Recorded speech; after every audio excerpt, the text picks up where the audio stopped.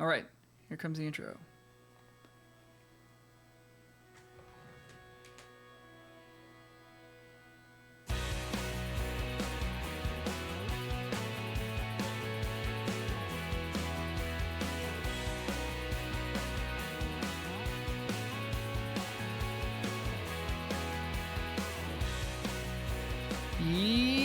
Yes! Hello and welcome to another episode of the Music Guy Podcast, the podcast about a couple of guys who play music from the Toronto, Ontario area. I am one of your hosts. My name is Al Rowe. I'm a music guy. I play music. I play guitar, I sing, I write songs, I make records. Joining me on the line all the way from Markham, Ontario, as he always is, my partner in crime, Mr. Michael Hebbs. Welcome to the show, my friend. How are you? Good. Smell kind of bad. Need to shower. Yeah, I think that's a thing for a lot of us, right? Yeah. More now Also, than my ever. hair is awful. Like, look at this. Look at this right now. Oh! For those of you folks that are joining us on YouTube live right now, you would see pretty bad DIY haircut. But man, I mean, I'm rocking the DIY haircut too. But it's actually but yours is good, man. Katie, you got a nice fade. She actually rocked it. Yeah, it's looking pretty damn good. We're so excited and pleased to welcome to the show friend of ours, friend of the show, musical director for Jess Moskaluk, who's one of Canada's biggest country stars going at the moment. Great singer and all the rest of that stuff. Great songwriter.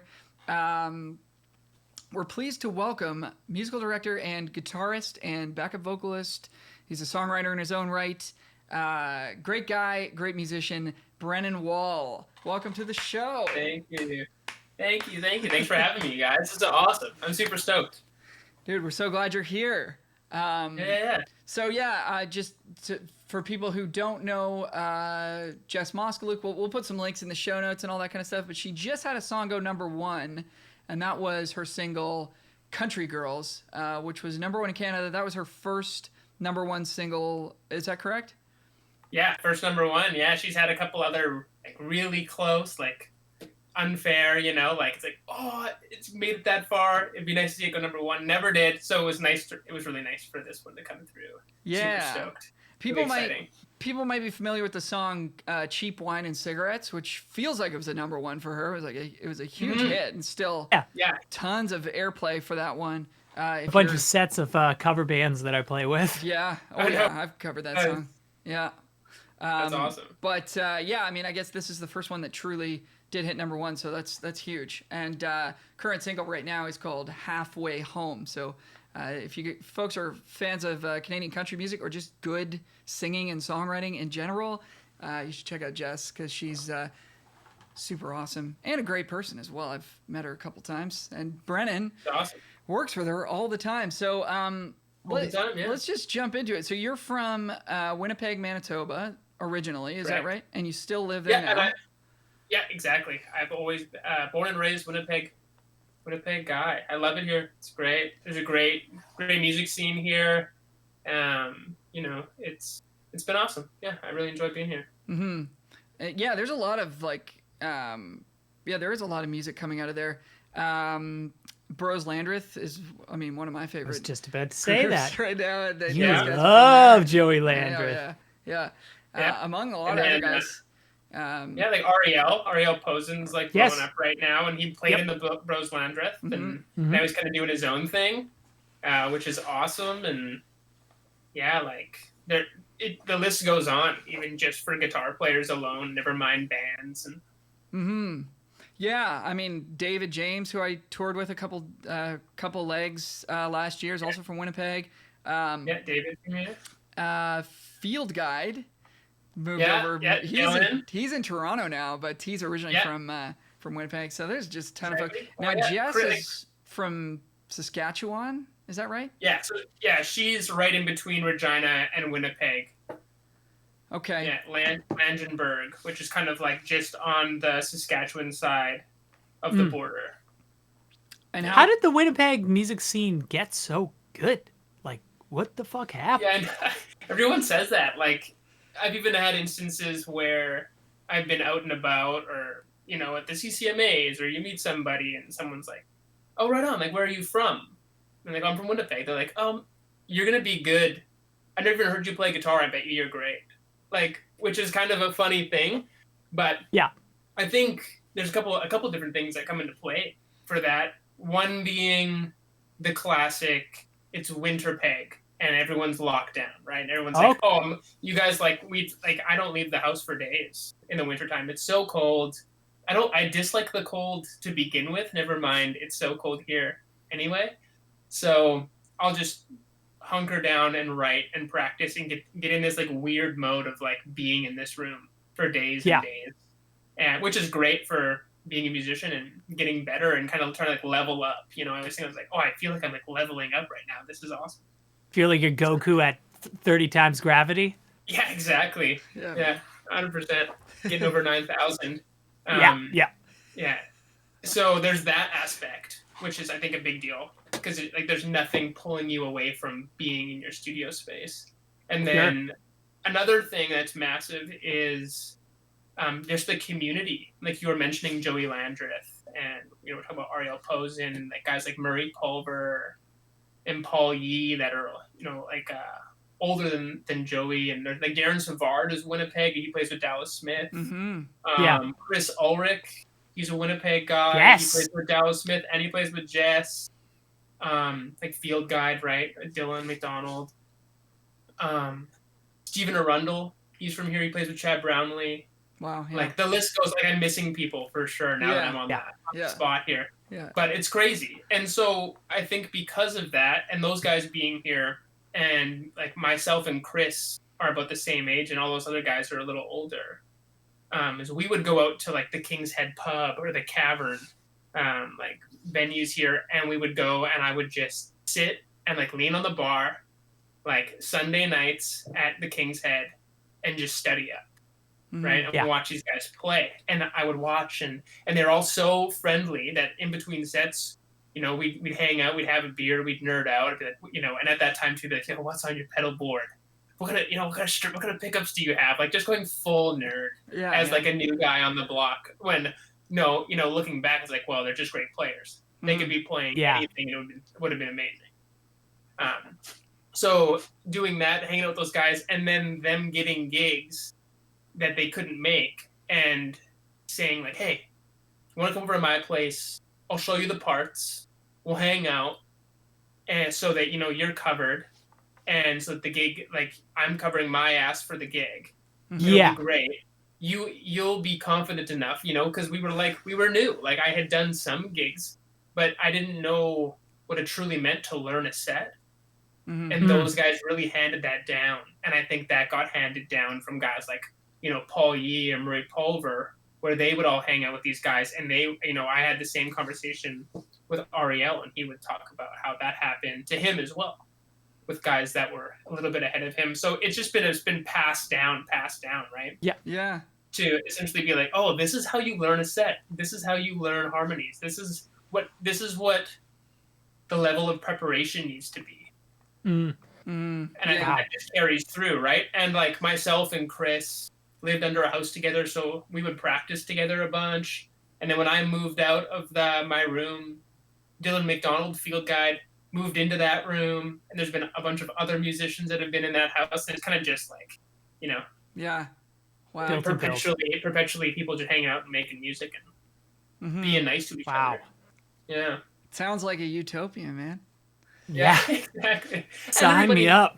And everybody knows everybody here, right? Like Winnipeg is like, it's the capital city, but it's got a very small feel to it. Yeah. I feel fortunate to be part of a really good music community in Toronto. And I'm sure you feel the same way, Mike, but it seems to me, like based on my experience, that it isn't quite as like a positive environment as what you're describing, Brennan. Oh yeah. Like some of my first gigs almost felt like getting thrown into the fire rather than somebody being like, hey, come on over, let's hang out, let me show you what to do. They're just like, yo, can you take this gig? I'm like, I guess. They're like, cool, see you later. Like, I'm covered, You're on your own. Yeah. And I'm sure that happens a fair amount everywhere, but just the way you describe that sounds beautiful, man. Yeah. Yeah, and especially like in my early, like when I was first starting, like some of my very first, like I had some gigs that were like, just showed up and kind of figured it out, Mm-hmm. and that's fine. And I like obviously like made a lot of mistakes and still do all the like every show Sure. essentially. Yeah. But at that time too, I think people were really forgiving, and it all just kind of lined up really well. Yeah. Mm-hmm. Did you come up more in the bar scene of things or corporate wedding kind of thing, or were you playing with artists right from the get go? No, I did a lot. I did a lot of bar stuff, and at that time it existed. Like it doesn't really exist here anymore. Mm. There's like Oh. maybe a couple gigs, but nothing really. Like a lot of the gigs I used to do don't exist anymore, as far as bar gigs are concerned. So yeah, I did like, and again, it was filling in for those guys that I had mentioned earlier. A lot of the time, they were kind of moving on to bigger stuff, and we were kind of coming up, so they were just dumping these gigs that they're kind of like, oh, like, I need to fill in for this. So did a lot of cover stuff for like a few years, and sprinkled in with some artist work, and obviously that's kind of the goal. Mm-hmm. Depending on if you want to be like a side guy, like right when I was like 15 or something, I was like, I'm going to be a side guy, Yeah. and it kind of worked towards that, and it started kind of happening and doing the bar stuff. But then once you do that, after a while, you kind of have the realization, it's like, this is not the goal. This has been great, and it's kind of like your like practice grounds, like your safe zone. Mm-hmm. Kind of like hash out all the stuff, like really like stretch your brain and remember parts, remember harmonies, and know what it means to like run a marathon doing the 4-set thing, and kind of get yourself in shape. Then when you're going to do like the 1 hour recording artist set, you can like really kick ass and kind of dial that in. Mm-hmm. That's kind of how I viewed it. So then moving on from the bar scene, and it was kind of crumbling down some of the places we were playing. It started off as like a Thursday, Friday, Saturday night, and then it got chopped down to like a Friday, Saturday, and then just Saturdays here. And then some of the venues were just shutting down, or they weren't hiring bands, or they were hiring DJs instead, because people really didn't care. Mm-hmm. And they probably still, like, I remember playing shows and talking to some friends, being like, what'd you guys get up to this weekend? Be like, oh man, we went to such and such a bar. It's like, really? What night? We were there Saturday night. I was like, I was playing there on Saturday night. And they're like, what? There was a band? Yeah. Jesus. Yeah, I was in the band. I was playing. They're like, oh, we just rolled in there, had a great time. Like, didn't even cross their minds that there was a band. And I'm sure, like, bar owners catch wind of that, and they're like, why are we paying all these musicians so much money? Yeah. When we could just pay the DJ, like, one, like, whatever fee, save a bunch of money, people don't care. Mm-hmm. Not saying that that's everybody, but it definitely is. It's definitely a thing. Yeah. So you did find that there was sort of, you were able to make a living as a professional musician in Winnipeg, and there was enough sort of out there for you to get a foot in the door. What would you do now, like if you were starting out, if there's no bar scene anymore? Yeah, I don't know. And like the thing with the bar scene was like you could plug yourself in every weekend, more or less, right? And you're not making a ton of bread, but enough to like make it work. And like the goal is to be a musician, and you're going into it knowing like this is probably not going to be easy at first financially, but you're like, well, I just have like a cheap phone plan, and just like try not to spend too much money on extra things, and just kind of make it work, right? Like try to like slowly build your like pedal collection so you sound decent or whatever, and and you just kind of moved up. I don't know what someone would do today, like especially the scene now. A lot of it is not player based. Like really shortly after I found that I started like playing a lot more, and like I don't play a ton in Winnipeg, or not as much as I maybe would like to. There's a couple of things, but a lot of it, I've found myself traveling a lot more, and then I think people see that and they don't call me as much because they just assume, and I'm sure you guys have experienced this too, they're like, oh, those guys play a lot, so they're probably busy. I'm going to call a guy that I know is around a lot. I see. Right? So I don't play a ton here, but I think for whatever reason, the scene kind of shifted from people wanting to be players. Like, I want to be like known as a guitar player, as a freelance guy, that I can like shift from like doing a rock gig to a country gig to a blues gig to a funk gig, you know, whatever it may be. And I think a lot of players that are coming up underneath me weren't thinking that way, and they're like, I just want to have an indie band. There's like tons of indie bands now, right? Or indie rock, which is sweet, and I love that, and it's cool to go watch. But I think a lot of people aren't, like, a lot of freelance people don't usually just like start up indie bands. So I think that the scene kind of changed. So I'm not exactly sure. Like, I do have some friends who are part of that scene and do the freelance thing and make it work.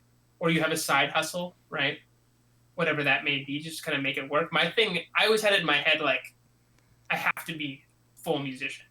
Like, I can't be like selling copies on the side or whatever, which is not true. You totally can do that. I just had that mindset for whatever reason. Yeah. And but I'm kind of feel like maybe I'm disconnected from like the first steps of getting into being a musician now. I think a lot of it is like people writing music at home and putting it out and doing like videos for Instagram and YouTube, and then people seeing that, because people looking at their phones and on YouTube a lot more often than they're going out to shows these days. Even like especially these days. Yeah, especially these days specifically. That's how you kind of have your full connection. But even it's been like 10 years for me.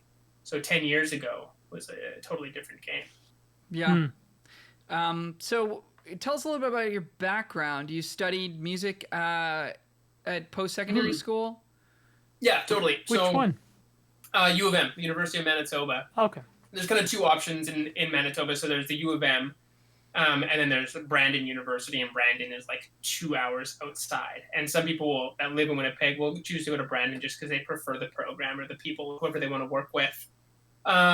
So yeah, straight out of high school. Like when I was 15, I told my music teachers, like, I'm going to Berkeley. That's my like goal. And then I found out how much it costs to go to Berkeley, right? It's like, well, not cheap. Yeah, no, I'm not going to Berkeley. So I guess I'll stay, and live in Winnipeg for like, rent free and go to university here. So it was a jazz program. It's like a pretty traditional jazz for the most part. It's a 4-year program, and I did 2 years. It was good. I met a bunch of people. Like, in like looking back, I'm happy I went. Like, I learned a lot. I met a lot of people, but I'm not a school guy, So there's a lot of guitar players that are from Winnipeg that would kind of say, like, oh, hey, like, I know you went to the U of M. Would you recommend it? Well, it depends how you like to learn. Like, when I'm sitting here in my space and I know what I want to learn and I apply myself, and I know how the way I work, then I learn way faster and I retain the information. As like, if I could remember everything I learned at university, I'd be way better off. You know what I mean? Yeah. Kind of like in 1 year and out the other. Yeah. But like university too is great for connections. Like, I met Chris Ulrich, and we've played so many shows together. We lived together for a while and have like traveled a ton. He's one of my like best friends, and like that came from going to university. So it really depends, right? But I did 2 years. And then I started getting offers to do tours. And my thinking was, well, I'm going to school to tour. Ultimately, I want to get good enough and learn enough and meet people so I can tour. So I just decided I may as well take these tours, because school will always be here. I can always come back. I can come back in 5 years, 10 years, but the tours won't always be there. So I decided to just, drop out, and my family was not stoked, but too bad, so sad. And now they're like, oh yeah, you're doing so great. That's showed you, mom and dad. Yeah, exactly. Yeah. It's so nice to see you doing what you love. And they've always been super supportive. But so that's kind of my background in that. And like I wouldn't say that I can play jazz now. Someone's like, you want to come do like a traditional jazz gig? I'd be like, no way. There's no way. I love playing jazz chords and kind of implementing a little bit of that, right? Kind of having a bit of the feel, but I can't play straight ahead jazz. No way. I never could. I went to a jazz program and I still can't. But I dropped. Yeah, exactly. It's funny how that works. Eh? Yeah. I dumped all this money into this, and it's like nothing to show except but like, it's the oh, same. that's how the guitar works. Yeah, it's the same story that you have, that Mike and I have, and tons of folks that we've talked to. It's like, it's about the connections you can make there in terms of meeting great people. And, you know, you learn a lot about your instrument and you learn a lot about music as well.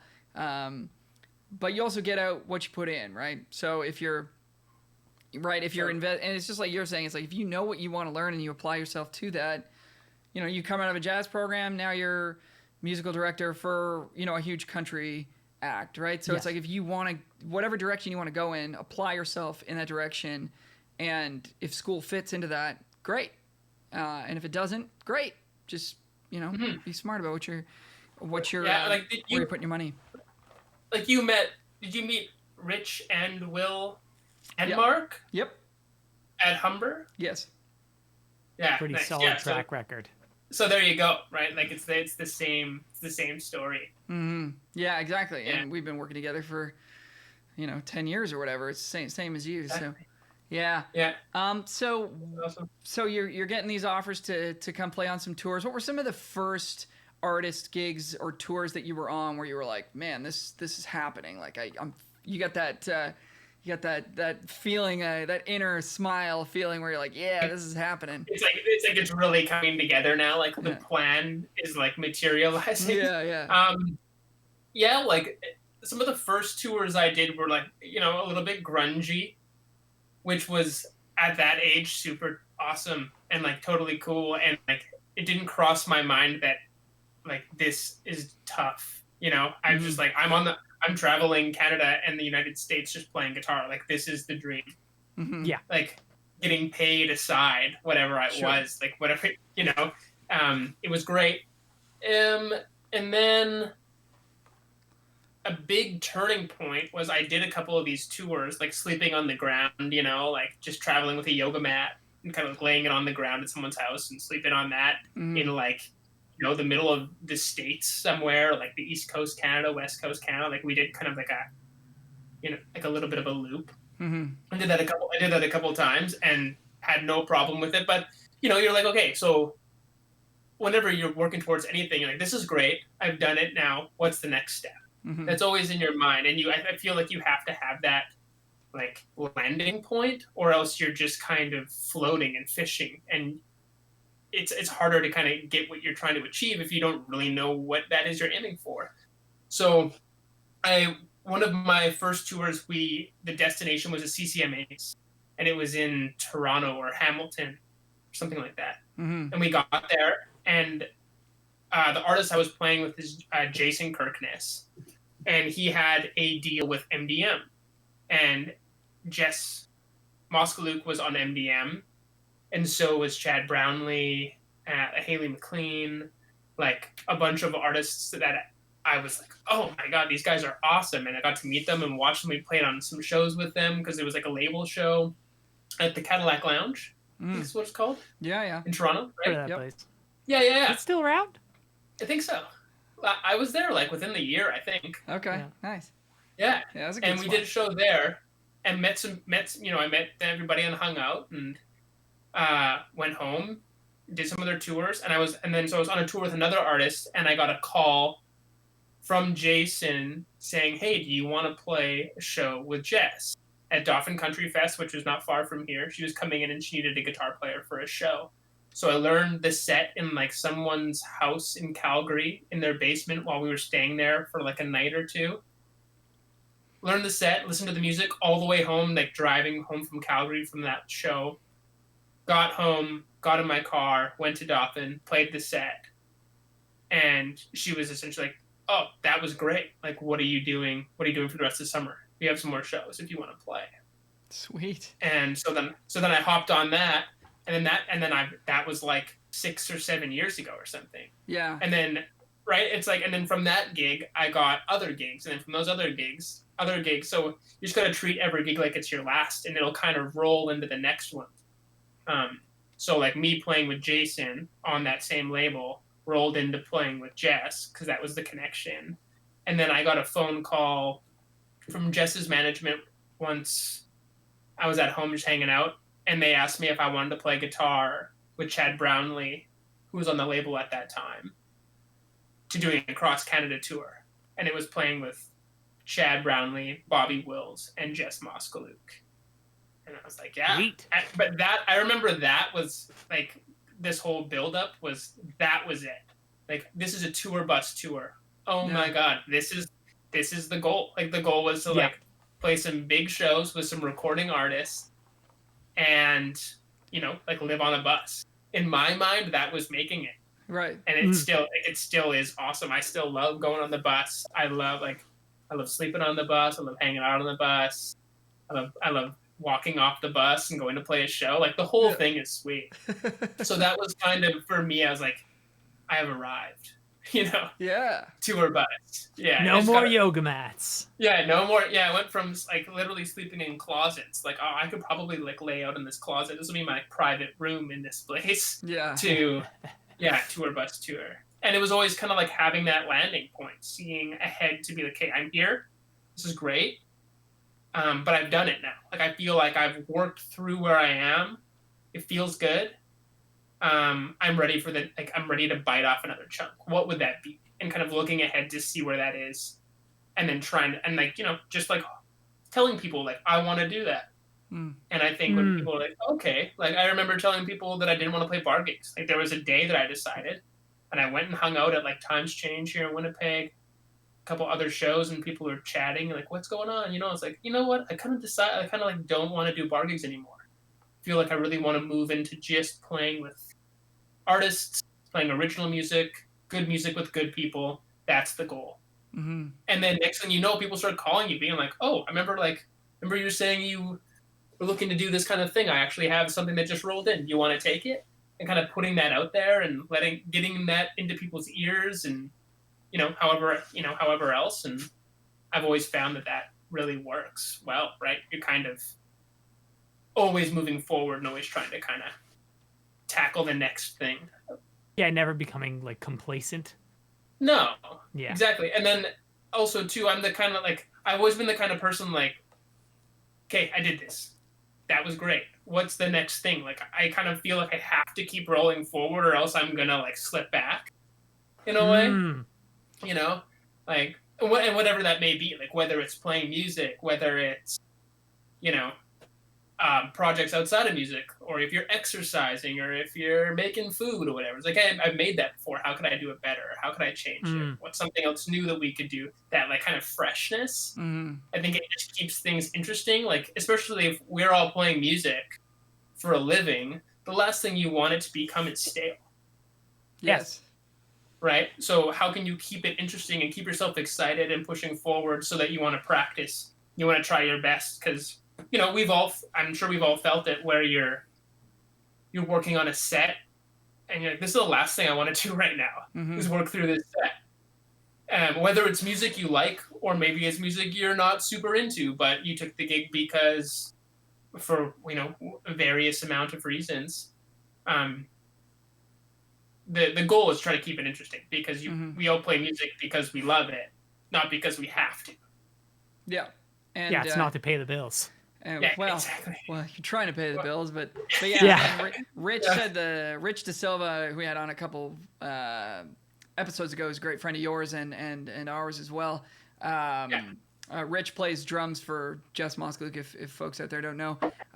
So Brennan and Rich have spent a ton of time together, but he said he said the same thing as you. He said, you know, like, once you sort of get that feeling of you're not excited about the project anymore, or whatever you're doing, it's time to move on. It's time to move forward, because there's somebody else out there who really does want that gig that you have, and they're going to bring a ton of energy and excitement and value to it. So you're really cheating the artist or the client that you're working for, however you want to put it, the band that you're in. You're sort of cheating them out of a good experience, and you're not putting your best foot forward necessarily either. And that can kind of, if people see that, then, you know, then you can start a downward trajectory, right? Whereas you want to keep moving forward. Yeah, man. Yeah.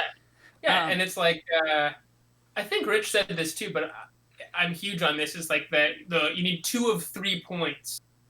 That being, good people, good music, and good money. Mm-hmm. Right? That's the 3 points. And Good if you triangle. have 2 of the 3, it's like, if you're contemplating a gig, sometimes you're like, well, you know what? Good people, good music. I'm in. Yeah. Or it's like, whatever it is. Yeah. And sometimes too, that's just like that'll, if you're unsure, like to weigh the options, you're like, you know what, I'll take the gig because, I've got 2 of the 3 of that I need.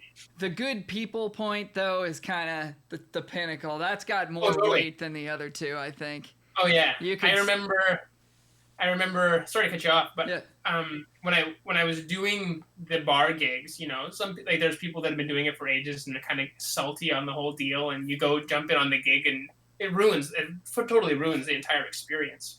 And it's like that was just Friday night. Now I have to do it again the next night, and it's like know what you're in for. Yeah. And I remember very vividly driving home from a gig and just saying to myself, I just want to play good music with good people. I just want to play good music with good people.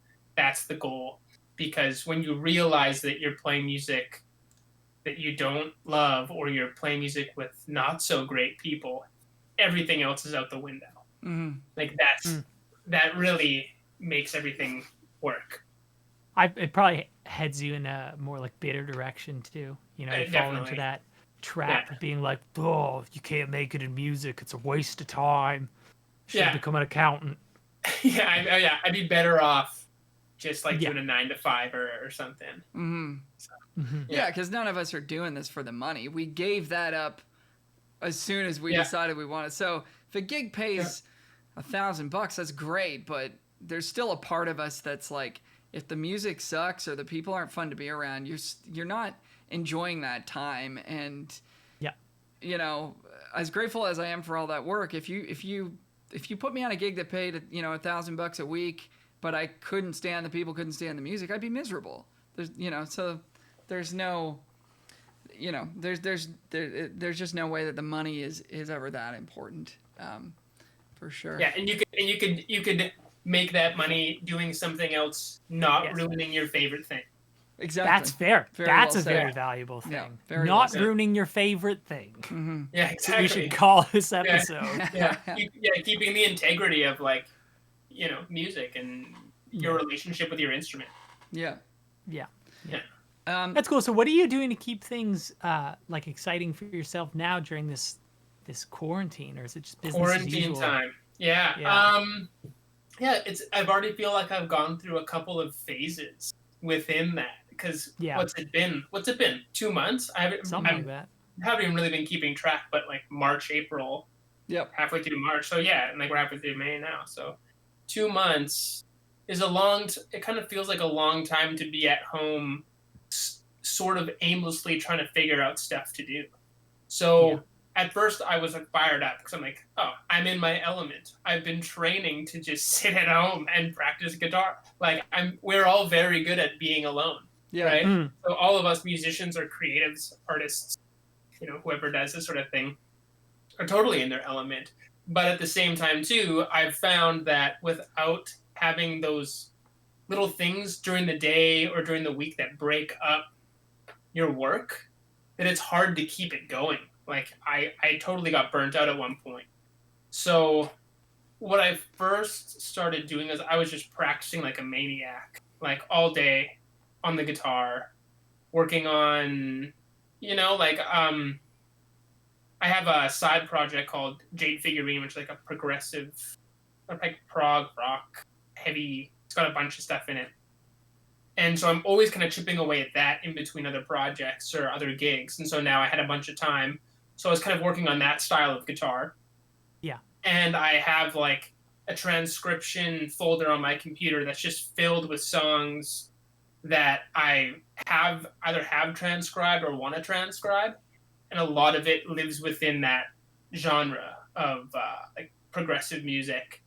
So I just started chipping away these solos. And I saw one of them, right? Yeah. You posted a video, the Plenty thing, right? Yeah, I just posted. I'm rocking a Plenty shirt right now. Oh, there you go. But I posted that yesterday, I think, or 2 days ago, or something like that. Yeah, and that has a bunch of video work I did in there too, which was super fun. And so like solos like that, where I kind of tackle it and pull it apart, transcribe it, figure out what's going on, which is a great way to spend your time and, you know, push yourself as a musician or a guitar player or whatever instrument you're doing that on. So I have done that a lot and am doing that quite a bit, and I find it very enjoyable. I just like I get in this zone. It's like it feels like you're playing a video game, right? You're like getting through like each line and or each phrase in the solo, and like learn it slow and then slowly speed it up, link them all together, see how far you can get in a day. Mm-hmm. See if you can come back the next day and remember what you learned, or if you're able to like play it better than you did the day before, if it's not lining up. So I do a ton of that now and always. And I've been writing a bunch of like jazz hip hop songs on just in Logic. I've been using Logic. It's been super fun. So like taking like interesting chord progressions and just layering up sounds and stuff. You can like, I feel like I could write a little tune within, you know, like 3 hours. Like I make coffee, wake up in the morning, and do that just as like a creative outpour. It's not technically difficult. I don't have to like be warmed up on my instrument. I don't have to have a bunch of ideas I've been developing. I kind of just sit down, pick up my guitar, or I have like a little mini keyboard here, kind of figure out a chord progression, or I have a beat that I'm hearing, program the beat, record some guitar, or come up with the progression usually on guitar, and then record it on piano, and kind of just build sounds around it and kind of see what I come up with. And so that's something I've done like maybe like, I don't know, like a dozen of them, which has been super fun. And I was like, maybe I'll just release that as like a summer vibes chill CD. You just like put it in when you're driving, like in the evening time, and just, you know. What Eddie did. We had Shawn Mendes, his keyboard player. Was it 2 episodes ago, Al? Yeah, 31. Yeah, and he's releasing like a relaxing 30. piano thing to Spotify as well, and there's playlists for it. There's plenty of playlists getting like lots of hits. Yeah. Instrumental music is huge. Yeah. So I've been doing that too, and like I think a lot of it stems from like I listen to like a lot of Anderson .Paak, and you know, like his band, the Free Nationals, and also like you know, Tyler the Creator, like a lot of that kind of underlying rhythms and chord progressions, just kind of twisting it into something else. Nice. Which, so super fun. So I do that. A lot of I find times it so insane that he can play drums and like rap the way he does. Oh, yeah, and then he gets up and like dances. I haven't seen that. I haven't seen that. Unbelievably well. Yeah. Yeah. Like Anderson, like, yeah, if you haven't checked him out, check him out. Yeah. Fantastic artist. And his band too, the Free Nationals, they have a full-length record out that I think a lot of people like, don't know about because it just is like shadowed by Anderson. But that record I've been spinning a lot during COVID time. So yeah. The funny thing with that too is when you listen to music a lot, or like whenever you go on vacation and you listen to a record the whole vacation and you kind of like forget about it and listen to it a year later, you listen to it and it feels like you're on that vacation again. Like music attaches itself to the time and place that you listen to it a lot, right? Or you had like a girlfriend when you're in high school, you listen to a record and then you listen to it again and you're like, oh man, I don't want to listen to that record. It's kind of ruined it. So I don't want to go back there. I'm kind of worried that's going to happen with some stuff I'm listening to right now. Right? Like I love listening to music, and whenever I think about listening to a record, I want to listen to that. But I'm just kind of having the realization right now that it might just be like, oh, that was like weird COVID times, and now that record is that time encapsulated. Yeah, you've been making donuts too. Oh my God, Big Time Donuts. Yes, I like. That should be the name. Big Time Donuts. Big Time Donuts. Yeah. It's been done. Like I'm heavy into cooking. I love cooking. I think if I wasn't a musician, I would be a cook. You know, it's like it's an art form in and of itself. everybody does it. Everybody needs to eat. Everybody needs to listen to music, right? It's one of those things, whether you realize it or not. Yeah. But yeah, so I love to cook, and then my girlfriend loves donuts, and I would go out all the time and be like, I'm gonna grab some stuff. Should I bring anything home? She's like, yeah, donuts. And then donuts, like one word, donuts. So we had a bunch of time. I was like, well, I'll make them. Like, I love making stuff. I'll whip up some donuts. And I know it's a little bit different than cooking, it's baking, but whatever. So did up some donuts, turned out amazing. And just me and her ate them. I crushed them. So then I posted them on Instagram, and I got so much love, which sucks because you work so hard to post music stuff, and people are like, yeah, whatever. That's that's kind of cool, I guess, all the all the guitar nerds come out of their holes and are like, dude, shred, that's sick, whatever. And then donuts, everybody loves donuts. Yeah. So I make another batch. I drop them off to some friends. I post them on Instagram. People freak out. Like, there's no way you made those donuts. And then I did it again and gave it some friends. And it just was like, it just rolled into like people kind of like jokingly being like, can I put in an order? Or like, can I have some, like, drop them off at my place? So then I had enough people that I was like, I can't actually afford to buy all these ingredients to keep making these donuts. So yeah, I will take some orders and I'll charge for them. And so like I went out and bought a bunch of boxes, like having not taken any orders, like dropped a bunch of money on like boxes and stuff, and was like, oh man, like this might be really weird, especially too when you're trying to like portray an image on Instagram or whatever, right? It's like, I'm a guitar player and this is my brand, and like everyone tells you should really follow your brand and don't deviate. Yeah. And so it went against everything that I've been building in my head to be like, you can only post like guitar related stuff and whatever. Like, whatever. I'll kind of go for it. And like tons of people came out and were like, yes, I'll take a dozen. And I had to cut it off. It's like, I don't think I can make any more in a day. Wow. So I did that. I did that for a weekend, like 2 or 3 days in a row. And it's like, that went like strangely well. Like, it was so weird. I felt so weird about the whole thing. Like, what a, like, people like get imposter syndrome, right? Like, it's a big thing. Yeah. I was feeling that, but like legitimately, like, I've only made donuts like 2-3 times. I have no idea what I'm doing. Yeah. What you're saying is there's a market that's untapped of donuts in Winnipeg. Right? So I was like, sweet. So then it just kind of has been rolling into what it is now. And again, like, I sell out, every weekend, because I can only make, one man can only make so many donuts. And it's like, to people I know, for the, like, right, like people that are on Instagram, and I don't have a bunch of people I don't know. So, like, friends and family are hitting me up, but enough that it, keeps you busy on the weekend, and it's super fun, and it's like creative, right?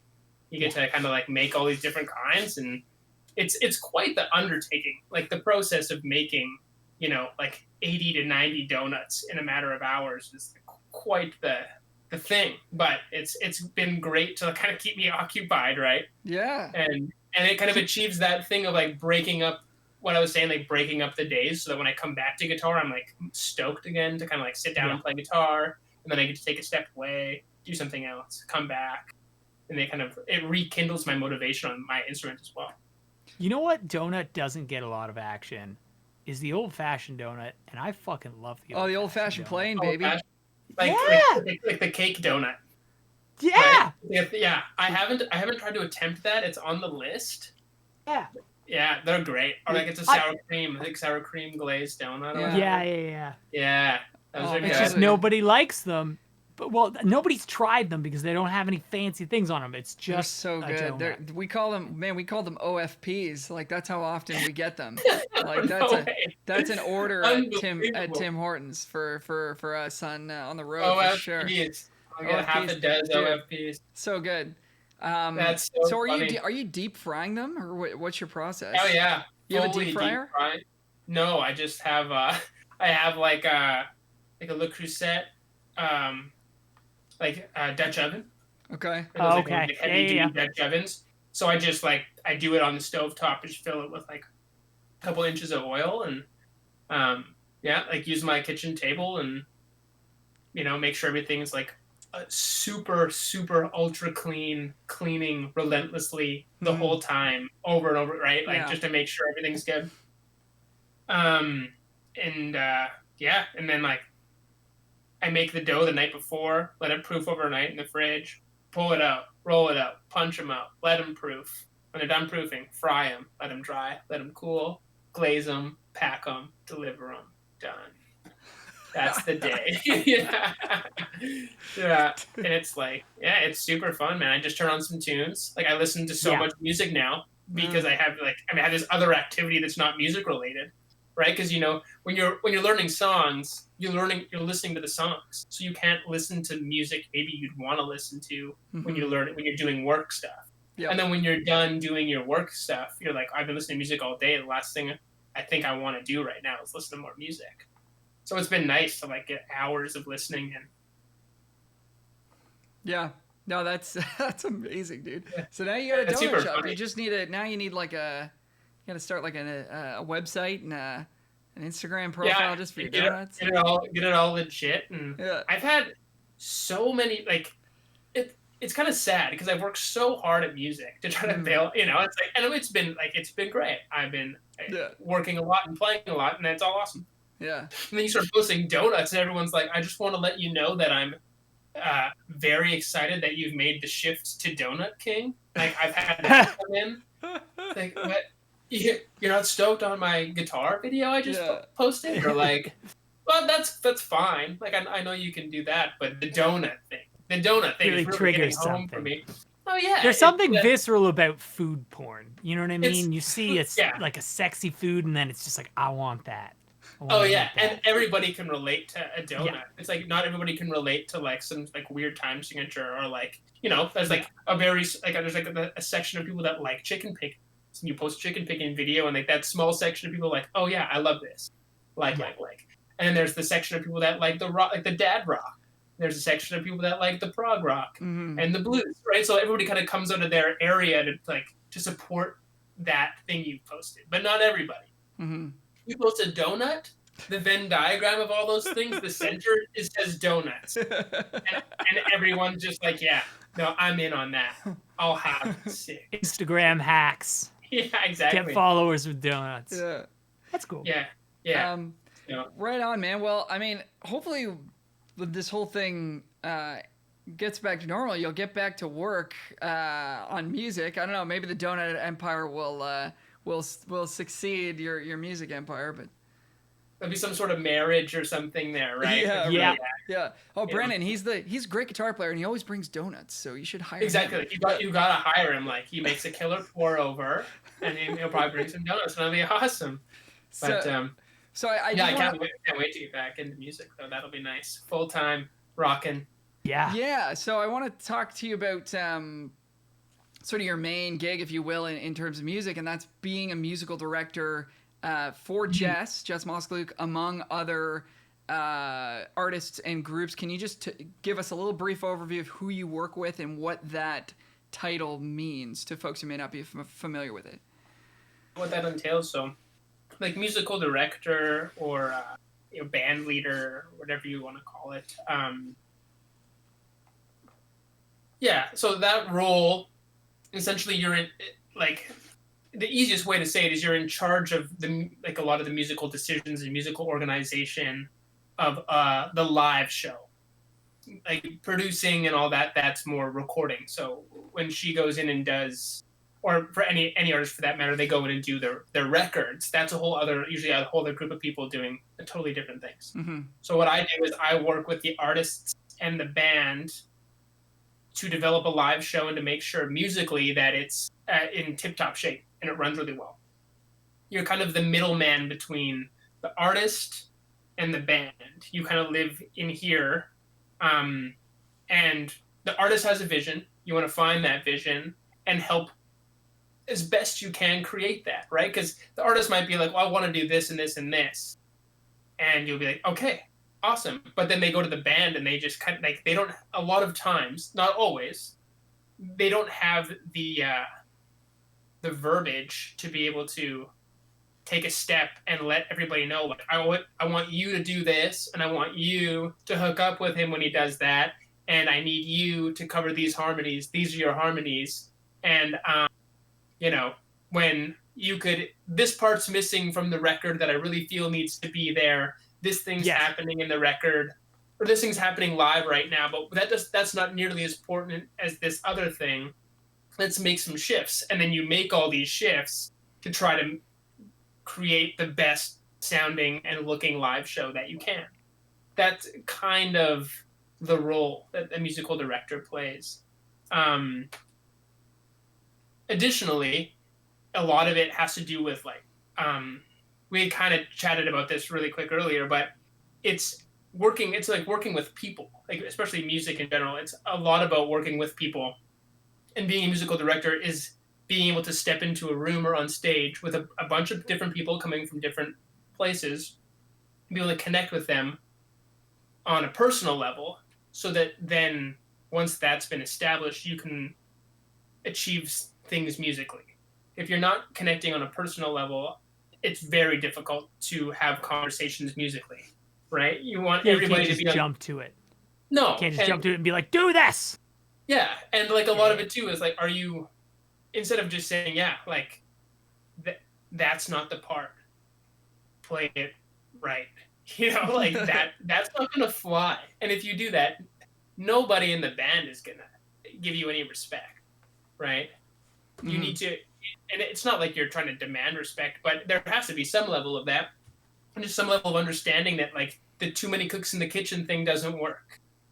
It's like if that guy has a vision for it, and I have a vision for it, and the artist has a vision, nothing's gonna get achieved.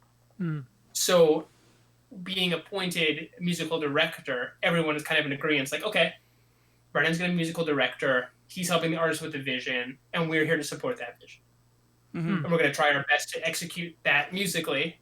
And if it's like a more of an entertaining type of show, like if we're doing the festivals or those bigger like pop country gigs, a lot of it is like putting on a show rather than shoegazing and just standing in one place. So yeah, that's kind of how that works. And a lot of it, there's all sorts of levels of achieving that, right? So it starts off with connecting with the artist and them essentially saying, like, sometimes they want you to put together the band.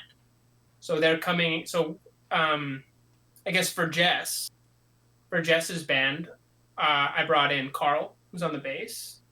I brought in Chris Ulrich, who's a guitar player. And I brought in Rich as well, who's a drummer. And so that's kind of part of it. They kind of appoint you, because me being a side guy, I've met musicians from all over the place, and you can kind of say, okay, like I think that everyone's really great musically, but will they fit in with the feel of the band and the personality of the band and what the band is trying to achieve? Will they like the music? All of those sorts of things. And then we kind of find out what kind of show we want to have. And then musically, I break everything down. So we have a set of whatever it is, 15 songs. I'll go through each song. Okay, you're taking the guitar in the right speaker. It's kind of that, that dotted eighth note thing. And then in the verse, I want you to hold down, like really lock in just like beefy rhythm guitar. And I'll write all those parts down. That's like awesome.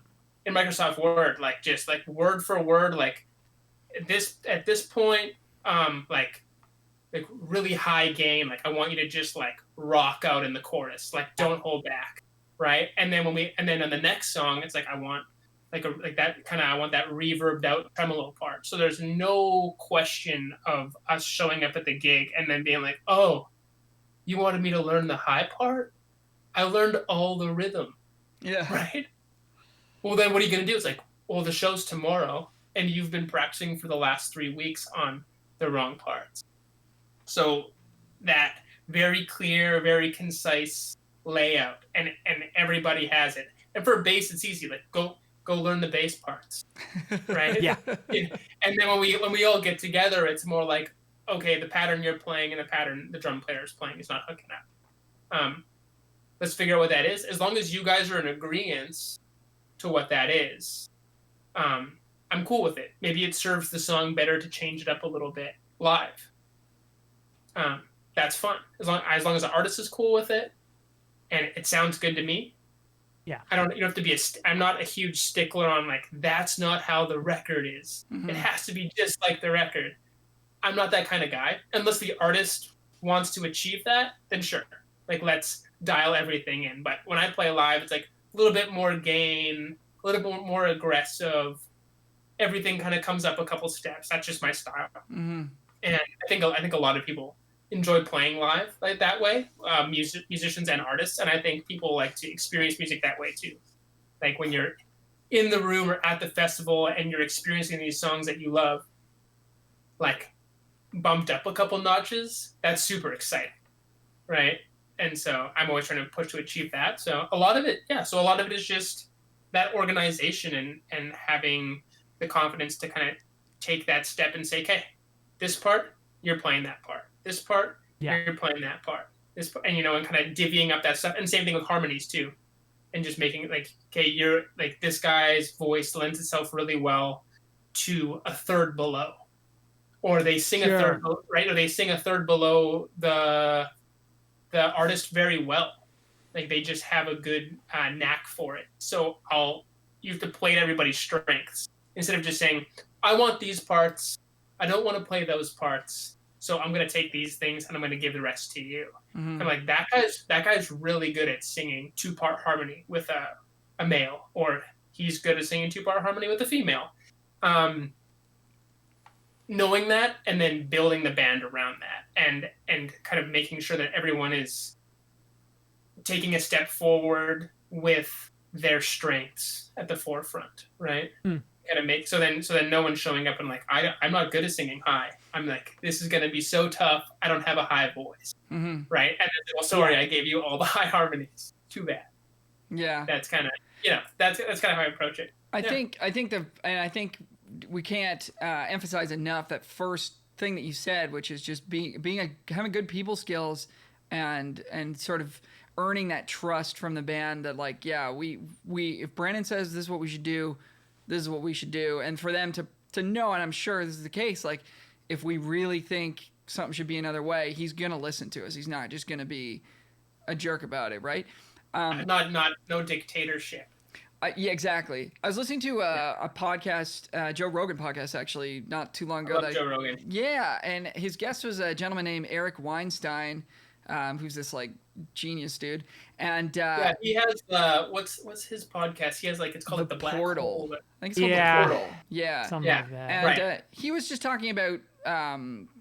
I don't remember the exact context, but it was sort of like a workplace dynamic, like if you're the manager and somebody works for you or vice versa. And he said to be a great leader, you also sort of have to be a great follower. So he said, like, when somebody comes to work for me, one of the first things I'll do is say, can I get you some coffee? Can I get you this? Can I get you that? Just to show them that he has their back and to, I think, build that trust and say, like, look, you can follow me because I can also follow you as well.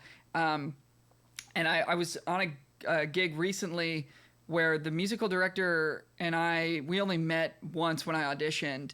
And like the gig was pretty heavy and I was, a little bit intimidated just because of the heaviness of the gig.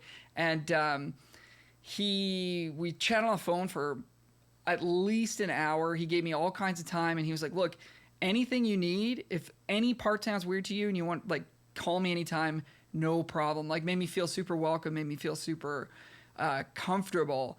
And that's such an important part of developing that vibe where people feel welcome and they feel included and they feel like they can trust you. And that's where so much of the extra work, I think, comes from in being a musical director is you also have to, as much as you're leading, you're also kind of in service of the people in the band, being like, what do you need? Come ask me. If you need to know this, you need to know that, like, let me know, man. I'll do, it's your job kind of to be that guy, right? Yeah. Yeah, you gotta kind of like keep your ego in check, I guess, for like a lack of a better way of saying it. Like, there have been times that I show up and I'm playing the part and like someone, like, I'm trying to keep my ears wide and I'm trying to listen to kind of like, okay, what's everybody doing?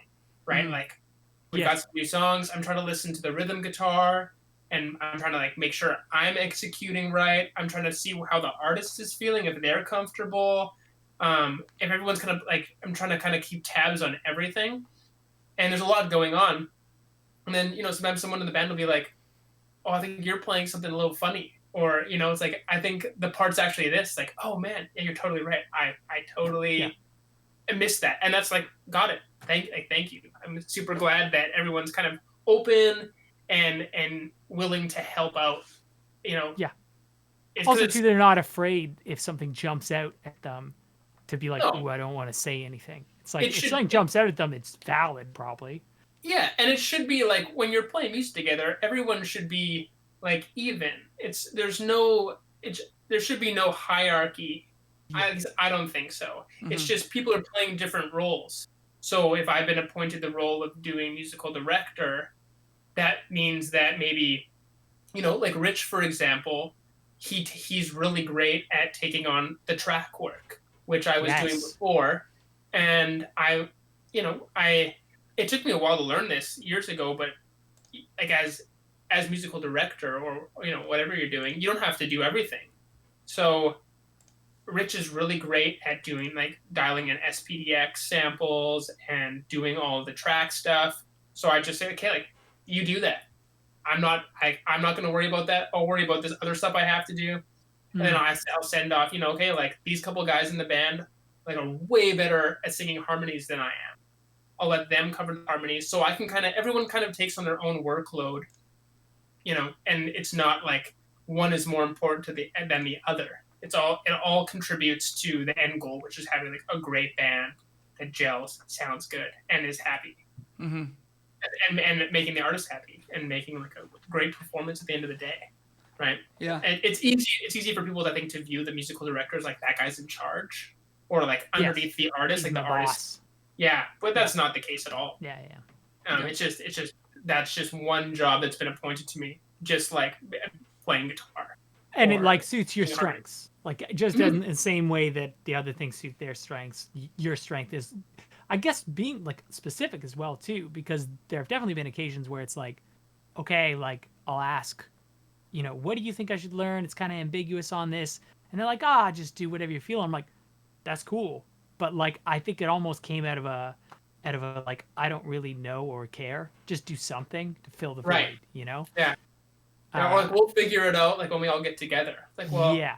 I'm gonna spend so much time learning this material. I'd rather just like know that what I'm working on is the right part. Yes. Like I've straight up had it where like I'm just a guitar player in the band. I'm not doing musical direction or anything like that.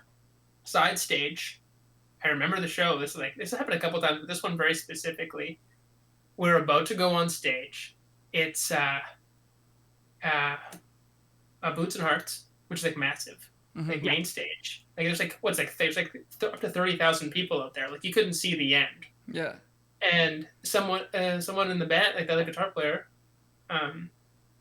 was like, "Oh yeah, by the way, like on this song, are you able to grab this part in the bridge, like that thing?" I was like, "Oh, no, I just like no, I'm not gonna like take a stab at it.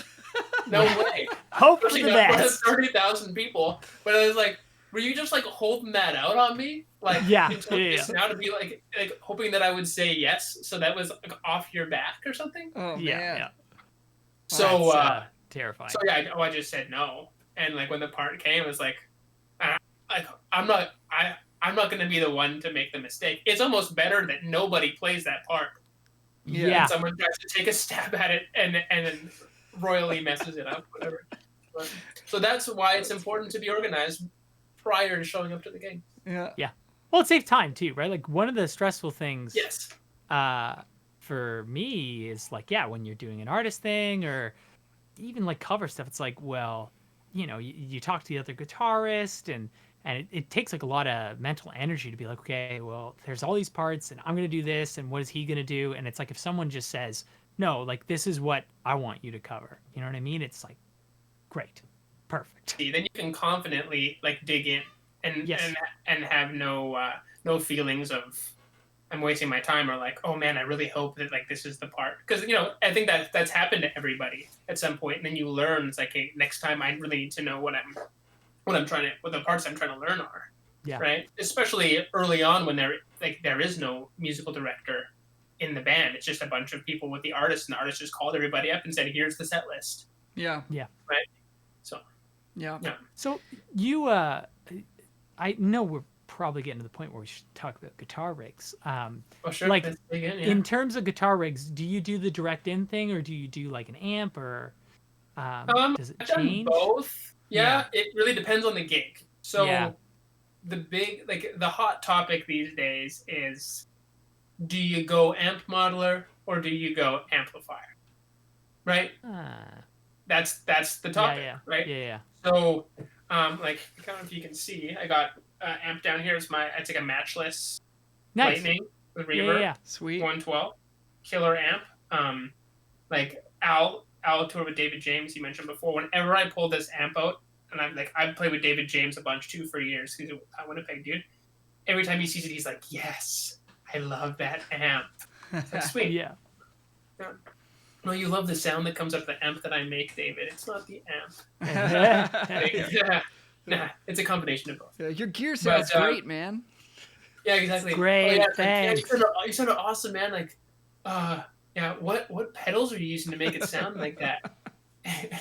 Love it. So you can take pictures. You can go buy them all on on Amazon or whatever. Yeah, you'll sound just like me.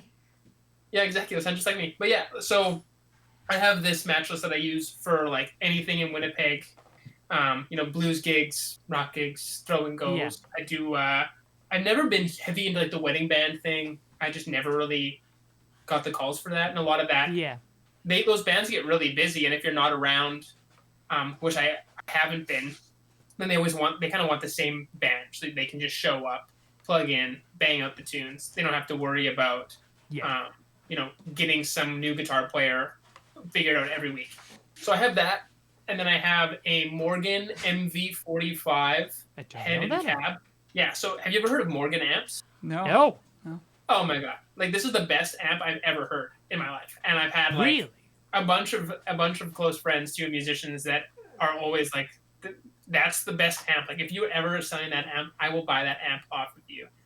Stephen Arundel also has a Morgan. It's like their like AC30 thing, and this is like a plexi. I bought this in Saskatoon during the CCMAs.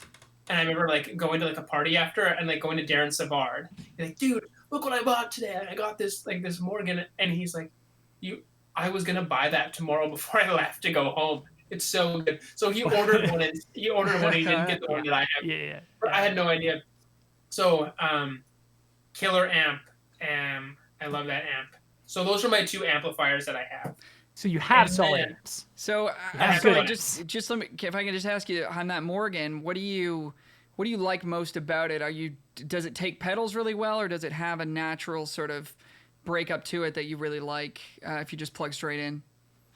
So both. So it is a plexi clone, which is like, for those that don't know, it's like a high gain Marshall.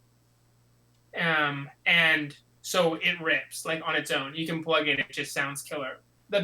The selling point about that amp is it has mercury magnetic transformers in it, and like I've heard a bunch of people talk about them and say that they just change the way the amp works. Like that's essentially the heart of the amp, right? It is like the transformers in an amp. Sure. There's two of them, and in this amp. And the harmonic content that comes out of that amp is crazy. Like, when you play, you can have a great rig and you're playing through an amp that's not super lively, it comes out flat. Like, it kind of has like a matte finish, if you want to think of it that way. Yeah. It's not super exciting. It kind of like you play a note and it kind of comes out like dead. It doesn't have that life. Like, it doesn't have that sparkle that you really crave out of a good guitar rig. And this amp has this, like, if you think of like this is your range, like your kind of guitar range, and you can kind of have like a lot of bass sound, this amp just has this, like, it just blooms, like the expanse of the harmonic range. Like, you play a chord and like it like builds, like the sound builds out of this amp. I'm gonna have to listen to one of these. Is it expensive? Yeah. Oh yeah, I looked them up. They ain't cheap. Well, I bought this, but I had never heard of Morgan. I walked into the shop. It's like a boutique guitar shop, and played it, and was blown away. And like, we're hanging out with a bunch of people, like it's a CCMAs, whatever, like Canadian Country Music Awards. So there's a bunch of players that you only get to see maybe like, once a year, and everyone's kind of in there playing and stuff. And that was kind of like, this is so good. Like, this amp is so good. I'll buy it. And like, it probably cost more than what I made all weekend at that point. Yeah. Do you have any experience recording with it? Have you recorded it yourself? And if so, what do you like to use on it in terms of mics, mic positioning, stuff like that? Yeah. I have recorded with it. I haven't recorded with it actually here. Like, I've been at this place now for like about a year and a half, and it's like not like this, like what you're seeing, like here, like it goes out like a few feet that way and a few feet that way. Like, I don't really have a ton of room to like let amps rip in here. Mm-hmm. Yeah. And that amp is like uber loud. So I haven't recorded with it, but when I did record with it, it was a couple of years ago at my last place when it was like an all musician house. So like, go for it. Everyone kind of takes their turn recording. And so I put it underneath the staircase and like baffled it and just like ripped it open. And it was awesome. And I just used an SM57. Yeah. Right up on the grill. True. Yeah. Right up on the grill. Like a little, like just off center. A little off center. Yeah. Classic. Yeah. Classic. Yeah. Yeah. Like just like the go-to move. Yeah. Ideally, if I had like a 121, right, then you put it in there to warm it up. That don't have that. Sometimes I use this, like a C214. Oh, nice. Like a little bit warmer. Ideally, you'd have the 414, but I don't. It's a little more pricey. Yeah. Yeah. So yeah, that's what I do. I always just do the 57 thing. It does the trick. And it's then standard for a reason. Exactly. Yeah, and like, the part of that too is like, that's the sound. People want to hear the sound. So if you're recording and they're like, I want this sound, well, you're like, oh yeah, well, that's just a 57. You can try to change the game, or if you're doing your own project, you can mess with whatever. But if you're trying to achieve that kind of like guitar thing that's been used for like decades, Mm-hmm. So, you want that sound. That's what people identify as like the guitar sound. Mm-hmm. Yeah. So yeah, it works great. I'm not like super hard up on different mics. I think like I worked in a couple of studios doing internship years ago, and kind of started to learn about different mics and how they work and what they are, and why you would use one mic for something, or why you would use 4 mics on an amp, and all that. So I got to do some experience, had some experience with that, but I've never been able to apply it with my stuff. So I'm better off spending my money on guitar gear than I am on mics. Sure. At this point. Yeah. Right. And just to like where I'm at. But so those are my amps. And then I have a Kemper. So this is kind of like, if we're talking just an amp world, those amps are great. I love those amps. They do what they do really well. And there's a place for those amps. And there always will be in my mind. On the other side of that coin is amp modelers. So like, I know, Al, you use the HX Stomp, Mm-hmm. right? Which is Helix. I have the Kemper. There are, what are the modelers out there? There's like the Axe Effects. Axe Effects, right? Axe I Effects. really love that one. Quad Cortex is a new one that's coming out by NeuralDSP, which I have pre-ordered. I pre-ordered like the day it was released. Super stoked on it. There's also Guitar Rig by Native Instruments that's really good in the software realm. That's right. Yeah. Mm-hmm. So there's a bunch of them, and my view on that stuff is the same as my view with DAWs, like digital audio workstations for recording. Mm-hmm. They all work differently. So like like a Kemper is an amp modeler. So it essentially sucks the soul out of an amp. Like you put a mic up to it, you record it, and it like, sucks the soul out of it, and then it captures it, and you can always just tap into that amp's soul whenever you want. Yeah. But then if you alter it within the Kemper, you're digitally altering a captured analog signal, which is the downfall. So now you're implementing digital sound into an analog tone, which you ideally want to keep as pure as possible. So you would have to capture your analog, like high gain, mid gain, low gain, more treble, whatever, right? Instead of changing it in the Kemper. Oh, I see what you're saying. You know what I'm You saying? dial it in and then keep it as the preset and be like, oh, this is my like lead tone with a little bit of a boost Exactly. in this frequency. Yeah. So like I use the Michael Britt stuff on the Kemper. It crushes. Like those guys can capture really great sounds in these really nice studios with all the mics that we were just talking about. Way better, and you can buy them for like super cheap. Does he do line 6 as well, or is it just Kemper? I think he does lines. Doesn't he do whatchamacallit? He does the he does like some sort of convolution or like impulse response emulation or something. Yeah, that's the one. Yeah. IRs, yeah, all sorts of stuff.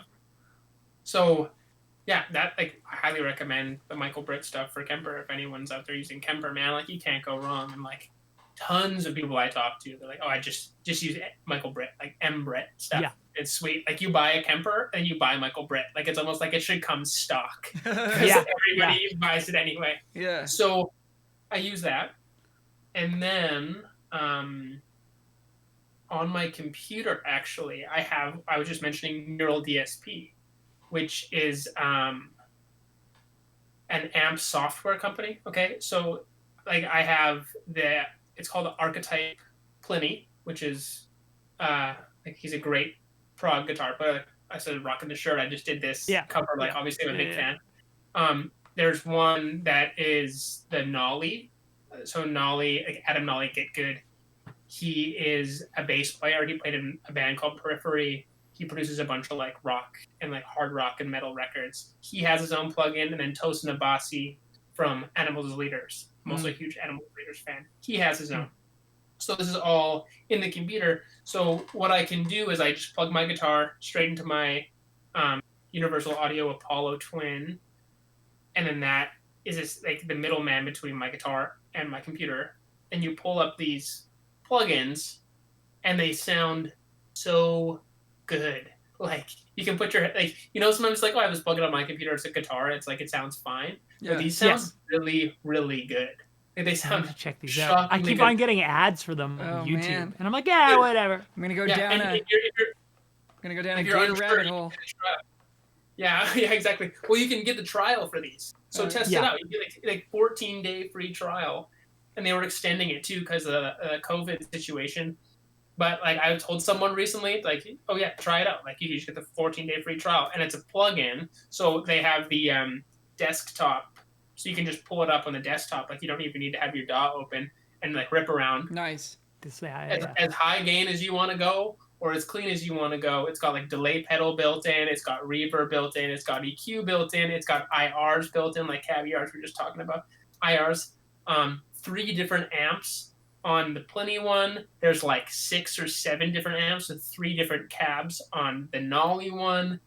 The Tosin Abasi one has a bunch of options. They have a Dark Glass Ultra, which is like a pedal for bass, and it has like 2 different pedals in it. Like I can't recommend it enough. Sweet. And the funny thing is it's like super guitar nerd prog and like heavy metal guys that have made these, but for country guys or session guys that are working at home, I have seen more and more people posting being like, I don't know if you guys have ever heard of this NeuralDSP stuff, but I just downloaded the trial and recorded a solo with it, and you have to get it. It's unbelievable. Yeah. I'm gonna have to check it out. Yeah, you have to check it out. Well, no one's more serious about tone than prog guys, right? So that even a prog guy can nail a country tone better than a country guy. Yeah. Already going the other way. Yeah, and then one last thing to add to that is when you have it as a plugin on your DAW, instead of having to reamp, you just change the settings on the plugin. Yes. Yeah. So it's very flexible in the moment. So then you can just be like, oh, this was like some people work that way really well and like to kind of like reamp, and some people could change and reamp for days, and so they like to commit. But yeah, I love it because then I can go back and change everything, and kind of like if I'm building up a song, I might not know exactly how I want to lay parts down, but I don't have to worry about it because I can just go back and kind of like reamp with the plugin. So I use that as well. So it's kind of all 3 levels, like plug-in, right, amp modelers, and then real amps. They all kind of have their spot that they excel at, and then yes, in turn, they all have their spot that they don't really do very well at either, or not as well as maybe another option. So I'm kind of like Swiss Army knife. Like, okay, I'm doing this kind of thing. I'm taking that amp. I'm doing the Jess gig. Yeah. I've got the whole set worked out in the Kemper. I'm taking the Kemper. Plug it in. You know. Do you guys spend a lot of time talking about that when you're like setting up the show? Like, oh, you know, this patch, could you switch that around or something like that? Or oh yeah, and it goes in like every direction from like you know, the bass could be more of that to the guitar could, you know, it could be brighter. Or I think that this part you can make your delay trails longer, because everybody, like especially in Jess's band, everyone has huge ears, and maybe someone's tuning into something in a certain part of the song that I'm just trying to hit the high note on a harmony. Yeah. So I'm like, when I'm just like gasping for air, Rich is like, oh yeah, you could use more delay on that part, you know. So I'm like, okay, so we'll tweak it, and then tomorrow we'll listen back and we'll, or you know, or let me know, whatever. Yeah. And it kind of goes in all directions, which is That's awesome. Cool. Everyone's just trying to get better and like put on the best show possible. Can I ask you about the digital stuff? When I first started using the Helix, there was a couple of sort of unintuitive tricks that I discovered early on that made it sound a whole lot better. One of them was on the Helix, at the end of the chain, there's sort of a I think it might be on the cabinet or maybe even post cabinet, there's a high frequency roll off. There's a cut. And which I didn't know about obviously when I first picked it up, but rolling that down to, you know, sometimes as low as like 5 kilohertz, 4 kilohertz even, like really chopping off a lot of high end, helped the sounds, the guitar tones sound a bit more natural, because when you have that, the sound of direct guitar can be a little bit too fizzy, right? For some people, or a little bit too bright, because there's so much full resolution image there, where when you're in a room listening to an amp, all that high frequency information is maybe getting sucked up by some sound absorption or bouncing around the room, and so that the sound that you hear being X amount of feet away from that amp gets dulled by the sound having to travel, right? So that was one thing. The second thing I discovered was I put my delay pedal block, or whatever you want to call it, on the Helix. I put my delay thing after my cabinet, and that sounded more natural to me. Yeah. Interesting. Yeah, because I guess because the delay is not being processed through the cab sound.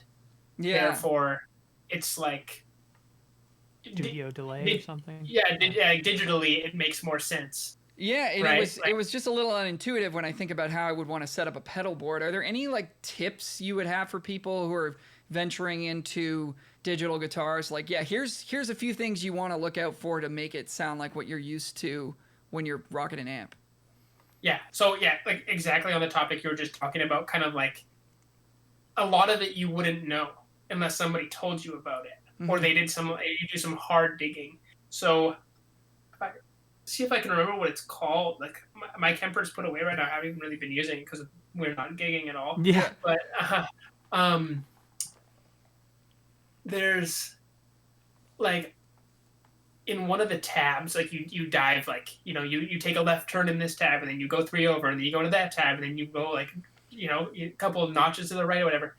I can't remember what it's called. I'm the kind of guy that, like, when I have it here, I can visually find it. Sure. Because that's just how my brain works. Like when it's it comes your to, like, bank pin number or something like that. Yeah, exactly. Like, I don't know what it is. I just know the buttons. Yeah. Or if you think about a guitar part, like as soon as I think about it, I can't remember how it goes. But if I just do it without thinking about it, it just flows off the fingers.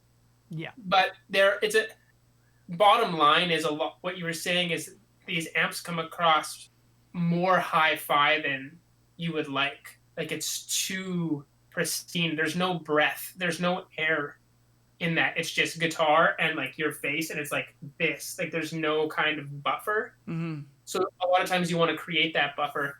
And on the Helix, on the Kemper, there's something that you can essentially dial that in. On the Helix, is it bias? Not bias. There's other weird settings on the Helix, and I remember reading about them. It was something like that. It was like almost like a feel thing. Yes. It wasn't bias. It was something else. I can't remember what it's called, but I think there's something like that on the Helix as well. It's like that stuff that isn't like completely apparent. Like it's like not like treble bass and mids. It's like some weird. Do you know what I'm talking about, Al? In the Yeah, in the I cab haven't section. messed around with. I haven't at There's all. bias. There's also like you can mess around with what mics on the cab and how far away the mics are from the cabs and all. And I didn't jump into that because I got a sound that I was happy with just by using the high frequency cut. I think it's just called HF cut.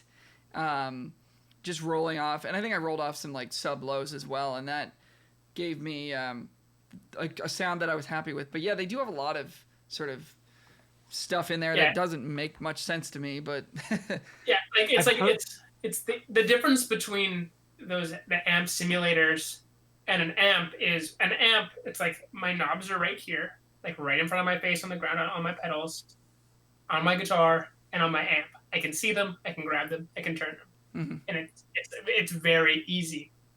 Where on the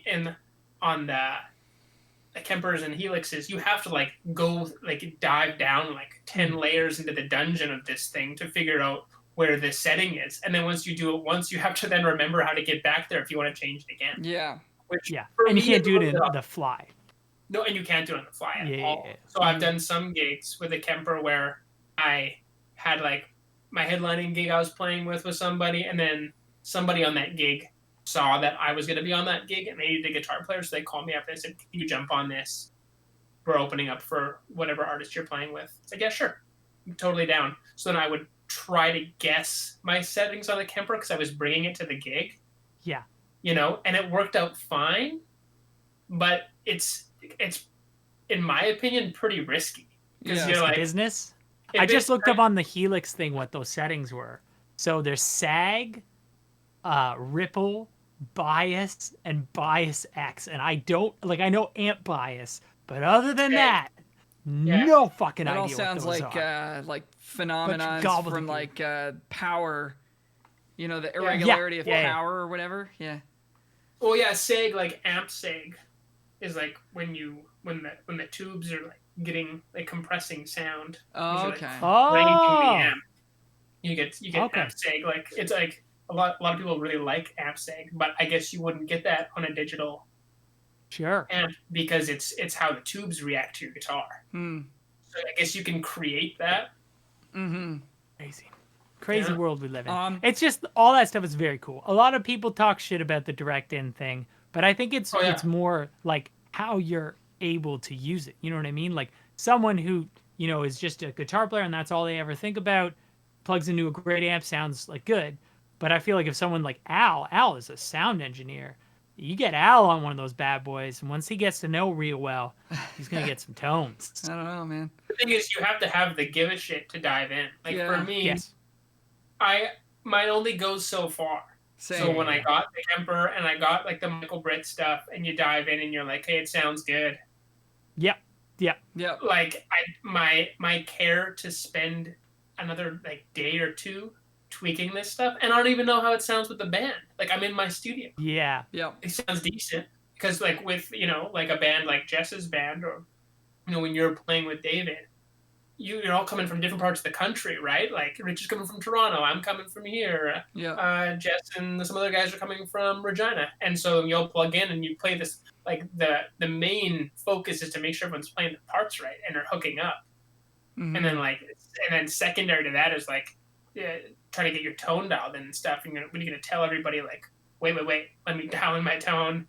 And like it's not just like the sag's wrong. Give me a second. Yeah, you got to get real good at diving through those menus and changing stuff on the fly if you're going to do that. I had another tip though for people out there is like I had numerous conversations with Matt, our sound guy on Matt Boyer on the great guy, Winnipeg guy. Gotta have him on the show actually. But we've had him come out with Jess before too. Yeah, we had numerous conversations where I was like, "How is this sound translating?" And he's such a great guy. He's like, "Oh, I mean, it sounds great." It's like, okay, yeah, but like, like, can we dig into this? Like, actually, Yeah. how does it actually sound?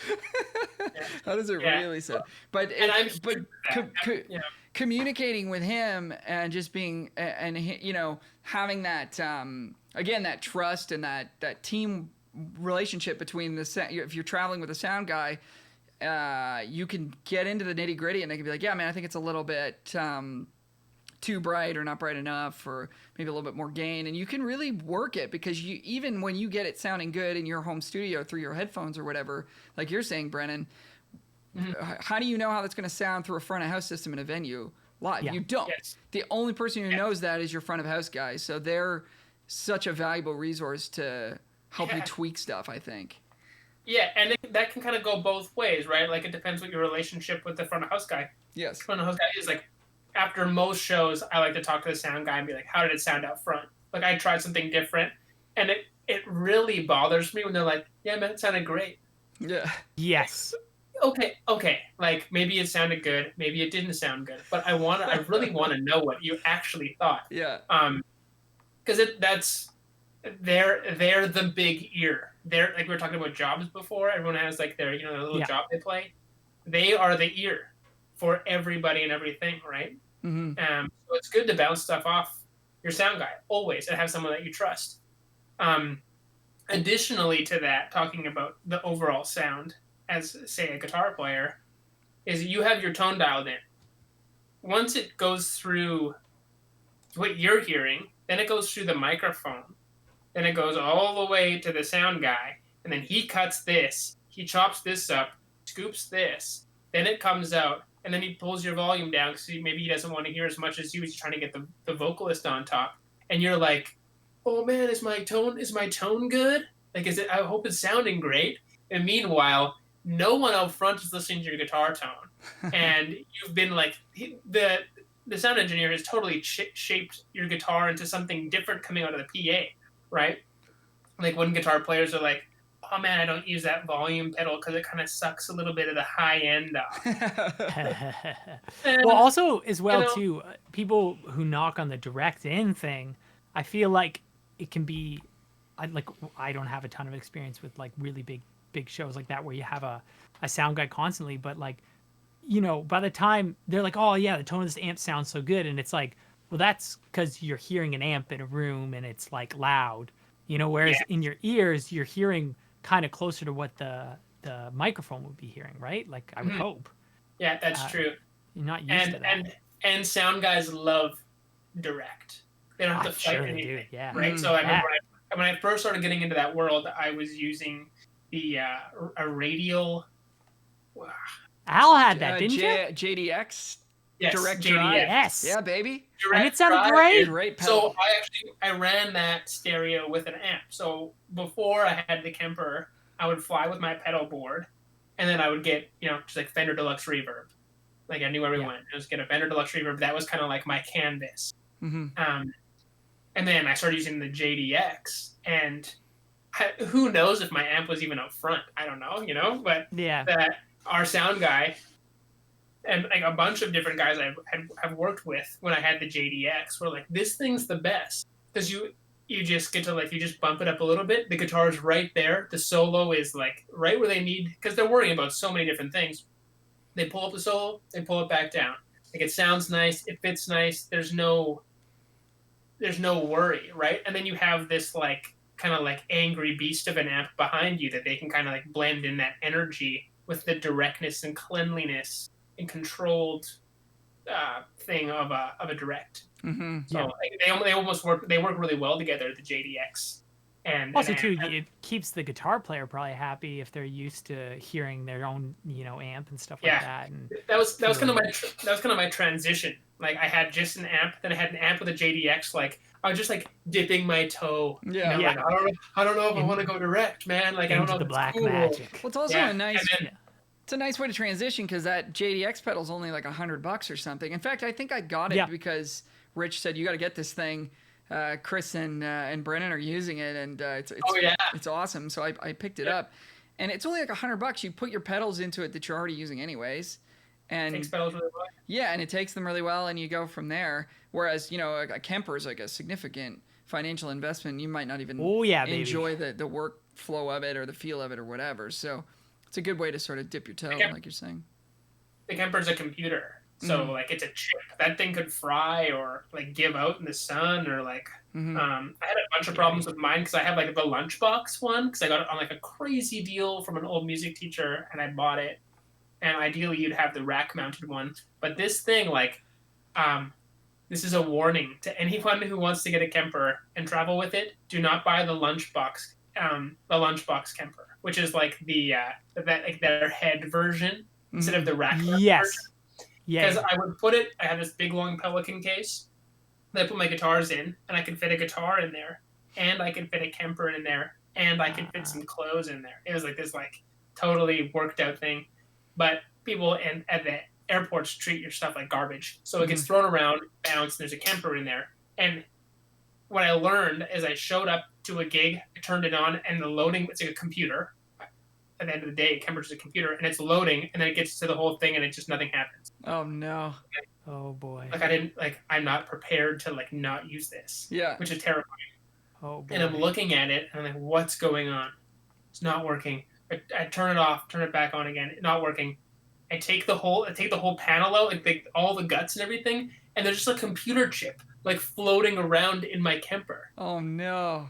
Yeah, it's like this big or whatever. So I find it. And I'm like, where does it even live? I gotta find out where this thing goes. I find the spot, put it in, and it locks down, and it essentially has a spring-loaded thing where if you were to hit it hard enough, your chip would go down, and then unhinge itself at the spring, and it just launched out of its socket.